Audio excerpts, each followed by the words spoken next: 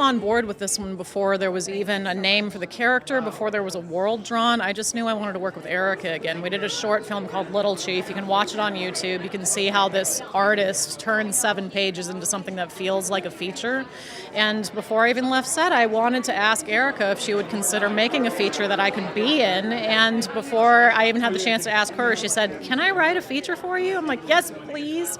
So I knew that Jax was going to exist in some form to resemble what we did with Little Chief, and go watch that film if you're curious as to why.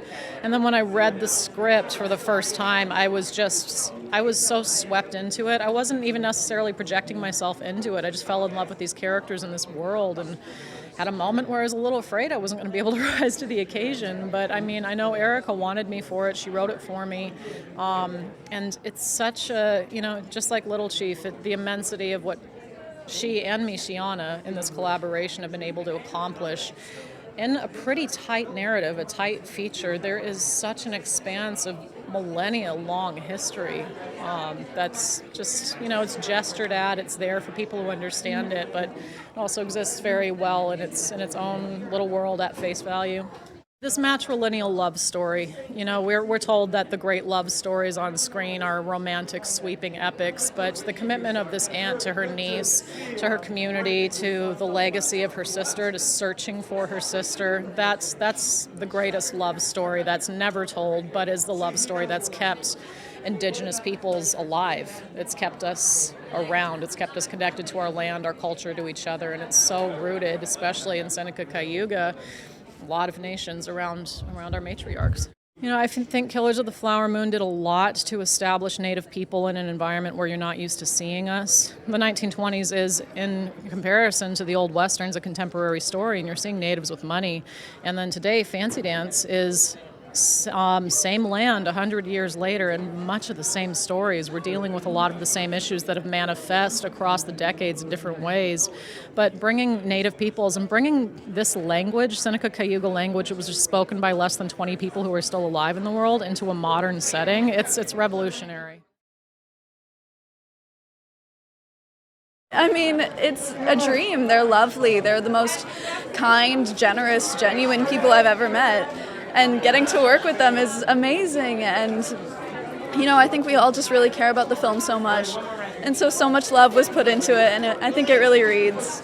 I mean, she's so young. She's so much younger than I am. And I love getting to play that youthfulness, because it's really important to keep that hope, especially with a story like Fancy Dance. She's such a ball of light, and I just really love her. Ironically, I am a ballet dancer. We talk about the differences that those have, but ballet was such a big part of my life, and just honestly studio dance as a whole.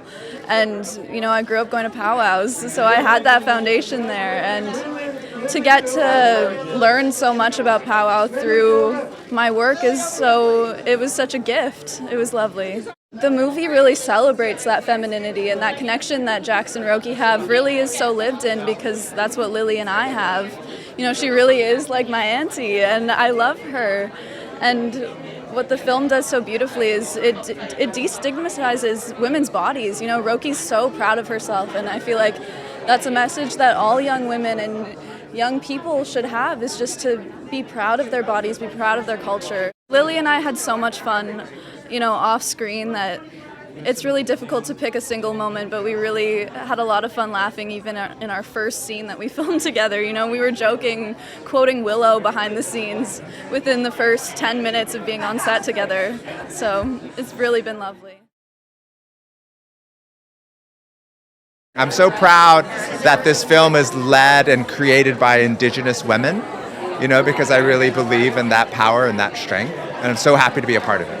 I hope that everyone really takes from this film that, modern Native American lives are so overwrought with a lot of systems related to federal government and our history with treaties with the United States and other countries before the United States was founded.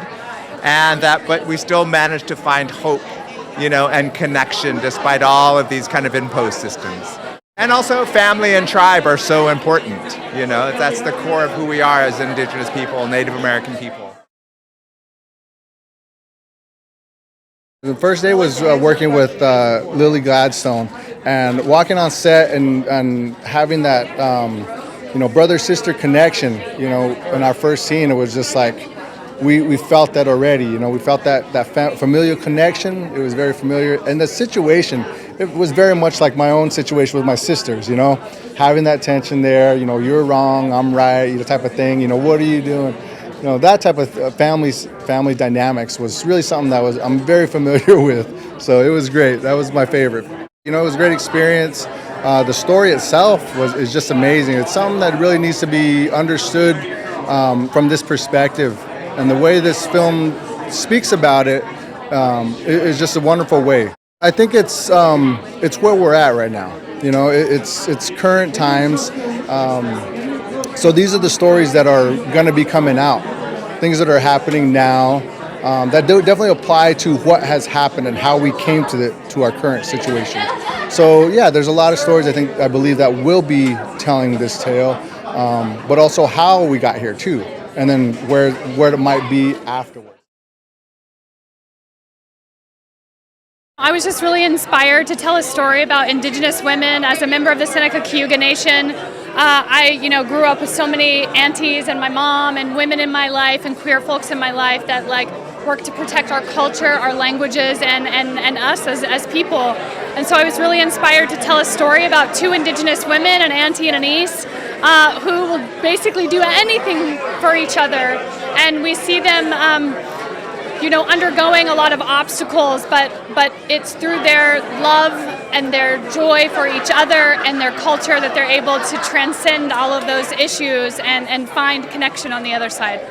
Lily and I have worked together. This is our second project, and we wrote the script. Michiana, my co-writer, and I wrote the script for Lily. And it was always like, okay, who's going to be our Roki? Who's going to be our Roki? And when we found Isabel, I just knew the two of them would have chemistry.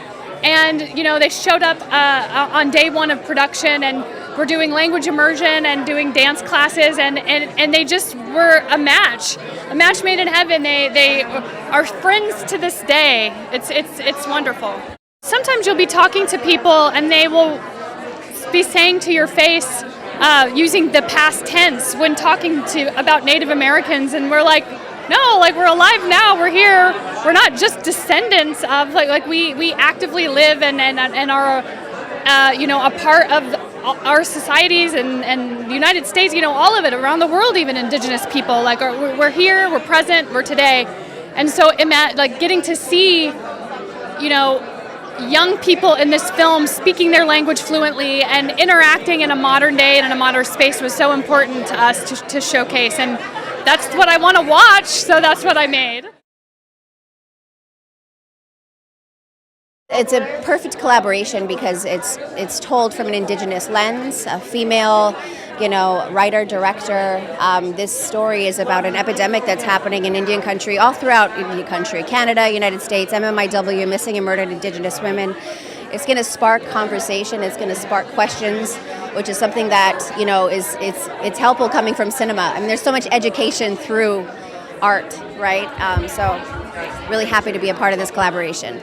I hope that they see that this is an epidemic happening, and it raises awareness that Indigenous women, Two-Spirit, trans, are not getting the same coverage as, let's say, a Caucasian or someone else. So it's gonna raise a lot of questions, and it's gonna educate people on what's really happening.